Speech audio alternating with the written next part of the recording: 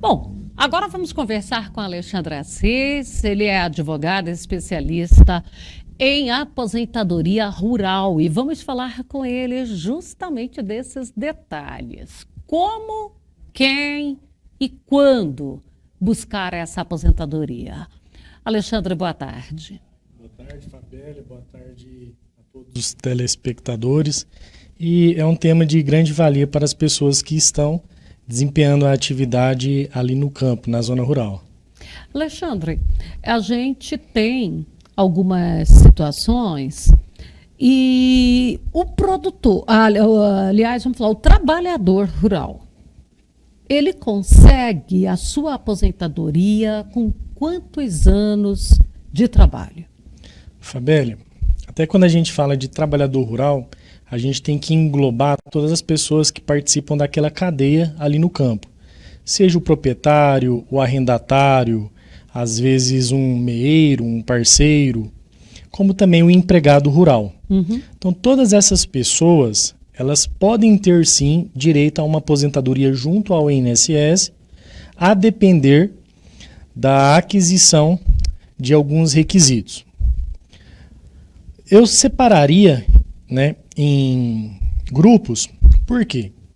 O empregado rural, por si só, ele tem a carteira de trabalho registrada pelo seu empregador e caso a atividade que ali esteja formalizada, como, por exemplo, um trabalhador de serviços gerais na zona rural, ou então eles colocam trabalhador rural polivalente, às vezes coloca também como um vaqueiro. Esse trabalhador, quando ele alcança a idade de 60 anos, se homem, ou 55 anos, se mulher, desde que ele tenha pelo menos 15 anos de carteira formalizada nessa atividade, ele consegue alcançar a aposentadoria por idade do trabalhador rural.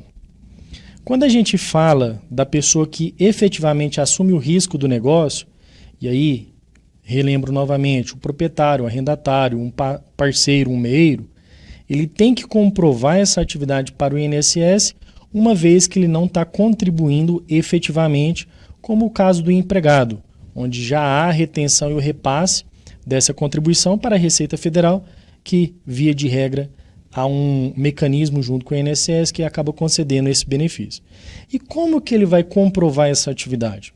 O proprietário, como nós sabemos, ele vai ter a escritura pública do imóvel e outros documentos, como, por exemplo, o CCIR. Antigamente, o CCIR ele vinha de 5 anos em um único documento, depois passaram a 4, 3. Hoje o CCIR ele vem individualizado por ano. Esse documento ele é um dos documentos que pode comprovar que ele é proprietário e explora a atividade. ITRs, que é o imposto que é pago sobre a propriedade rural. E também inscrição estadual e notas fiscais de compra, venda, da comercialização do produto ali produzido. Porém, existem algumas regras no INSS para esse tipo de produtor. E quais são elas? Eu costumo dizer que a primeira que a gente já consegue separar é a questão do tamanho da propriedade explorada. Até 2008, precisamente 23 de junho de 2008, o INSS não exigiu um tamanho mínimo da propriedade para que o trabalhador rural conseguisse essa aposentadoria. Todavia, eles começaram a analisar que às vezes o pequeno produtor já se confundia com o grande. Por exemplo, uma pessoa que tem uma propriedade de 100 hectares, mas ela consegue automatizar a produção ali nela, ele consegue também, às vezes, um faturamento bruto e até mesmo um lucro líquido muito alto comparado, por exemplo, com uma pessoa que trabalhava em uma propriedade de 50, 60, 80 hectares, mas que ainda dependia da mão de obra braçal. Então a legislação veio e falou, vamos criar um marco de divisor. O primeiro foi o tamanho. Então hoje tem que ter no máximo 4 módulos fiscais. E o módulo fiscal ele varia de município para município. Então o primeiro ponto que o INSS utiliza como regra é o tamanho. Segundo, utilização ou não de mão de obra. Então você pode utilizar? Pode, desde que não supere 120 dias ano. Então eu posso ter um empregado na propriedade, um por 120 dias, se eu tiver 2 tem que ser no máximo 60 dias, porque daí fraciona. Além disso, tem outra renda além da atividade rural? Se tiver uma outra renda, também é excluído. Eu vou citar só essas 3 regras, que elas são mais genéricas. Se porventura a pessoa não preenche um desses requisitos, ou seja, a propriedade excede os 4 módulos, ou utiliza o empregado de forma direta, né, de forma permanente, ou então tem uma outra atividade paralela, ele não vai só provar a atividade para o INSS, porque daí ele sai de uma categoria que a gente denomina de segurado especial e vai para uma categoria que a gente denomina de contribuinte individual rural. Ele vai conseguir a aposentadoria? Possivelmente, porém, desde que ele efetue as contribuições de forma mensal. Então, o trabalhador rural, no todo, ele consegue se aposentar desde que ele comprove a atividade rural respeitando as regras. Se porventura supera uma dessas regras, ele pode efetivamente contribuir mensalmente. E a contribuição seria pelo tempo também de 15 anos, que equivale a 180 meses. Então tem como a gente comprovar a atividade para determinadas categorias ali inseridas no campo, e se porventura superar, como eu disse, ela pode efetivamente contribuir. E quando você trazendo todos esses tamanhos, tem uma realidade que a gente não pode fugir dela, porque o grande produtor, ele está ali, que ele tem todo um suporte, uma estrutura de contabilidade, de dados, gerenciamento de toda a propriedade dele, porque ele não escapa disso. Para ele poder movimentar, comprar, vender, tudo ele precisa. Ok, vamos deixar esse aí de lado. Você mencionou aquele que tem um faturamento ali, que ele é bem organizado, bem tecnificado, vamos deixá-lo de lado. Mas tem uma categoria que a gente não pode ignorar, que são os assentamentos. E os assentamentos, a maioria deles tem em média ali 5 hectares. Vamos falar assim. E às vezes são pessoas ali que é um trabalho braçal, ganha muito pouco, produz muito pouco ali.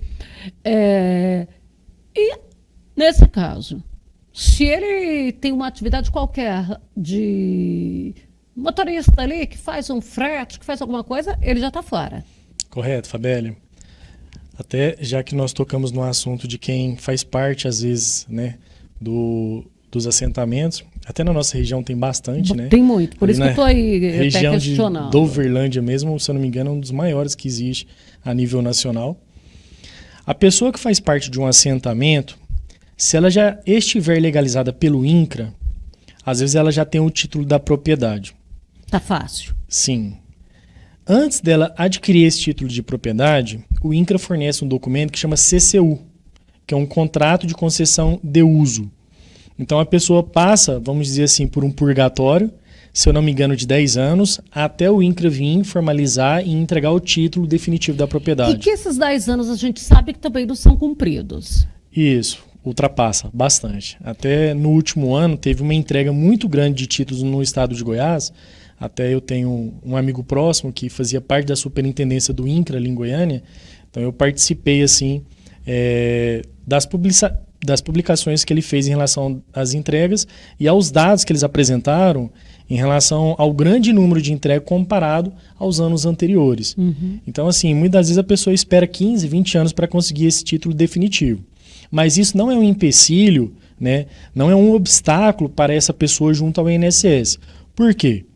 A gente sabe que para a pessoa adquirir uma propriedade legalizada ali pelo INCRA, ela vai ter que participar de algum movimento, o INCRA vai, né, ceder a parcela para essa pessoa, vai formalizar através desse contrato. Até no próprio site do INCRA, para quem é assentado, tem um campo onde a pessoa acessa, ela consegue tirar uma certidão do assentado e o espelho do beneficiário. São documentos que para o INSS servem de comprovação de que ela tem essa propriedade. O INSS ele trabalha com a legislação e ele tem uma instrução normativa. E abaixo dessa instrução normativa, normalmente ele tem os memorandos. E hoje o INSS flexibilizou bastante a concessão de benefício para quem trabalha na zona rural, justamente pela dificuldade da pessoa alcançar alguns documentos para que possa ser apresentado. Então, antes a análise ela era muito mais rígida em relação à apresentação de documentação e hoje deu uma flexibilizada. O que seria essa flexibilização? Todo requerimento que é feito para o INSS, o primeiro ponto que o INSS vai analisar é o que a gente chama de qualidade de segurado. Se for uma pessoa que trabalha na zona urbana, ela tem contribuições, perfeito. A pessoa que trabalha na zona rural, ela vai comprovar a atividade. Então, às vezes havia uma dificuldade muito grande para essa pessoa que trabalhava no campo, porque na maioria das vezes não era formalizada aquela atividade que era desempenhada. Até mesmo paralelo ao assentado, você tem parceiro meeiro que tinha um contrato verbal, né? Às vezes tinha uma inscrição estadual, mas para você ter uma inscrição estadual, você tem que ter um contrato. Então, às vezes, ela não conseguia. Então, às vezes, emitia nota. O assentado, quando ele tem esses documentos, e se efetivamente ele explora a atividade, porque daí a gente também tem que ser bem franco. A pessoa que tem a parcela, ou seja, tem o domínio, tem o documento, mas ela não efetivamente está ali na posse executando a atividade, via de regra, ela não tem direito ao benefício. Então, a pessoa tem que estar trabalhando. O que nós sempre orientamos é de que a pessoa, sempre que for comprar, adquirir alguma coisa, ou até mesmo se conseguir vender e pegar uma nota, sempre guardar esses documentos. Alexandre, nosso tempo já está esgotado aqui e eu quero ainda rapidinho que você fale da situação daquele que está lá nas invasões e ele comprou já do invasor, porque a gente sabe que isso aí ocorre com muita frequência na prática. Ele que está ali já por compra de um daqueles lotes, ele pode requerer o benefício dele também, ele consegue comprovar? Fabíola, a legislação, ela diz o seguinte, a pessoa tem que comprovar efetivo exercício de atividade rural, independentemente da forma. Se a pessoa comprovar que ela está desempenhando a atividade através de documentação, e muitas vezes se a documentação for frágil, às vezes na justiça ela consegue apresentar esses documentos como início de prova e corroborar, ou seja, somar com uma prova testemunhal, pode ser que o juiz venha a validar. Eu vou até além. Existem casos de pessoas que têm, às vezes, uma determinada área, um terreno, às vezes, um pouco maior, na zona urbana, mas a atividade dele é rural. Ou seja, às vezes ele tem uma criação de galinha, uma criação de porco, eu sei que hoje em dia a fiscalização não deixaria, mas às vezes ele planta ali hortaliças em geral e comercializa essas hortaliças. Existem casos de que as pessoas conseguem, até mesmo porque tem a questão da função social do imóvel. Aquele imóvel está sendo utilizado para qual função? Se ele comprova que efetivamente a atividade ali é rural, ele pode também conseguir um benefício rural, mesmo que aquela propriedade esteja situada na zona urbana.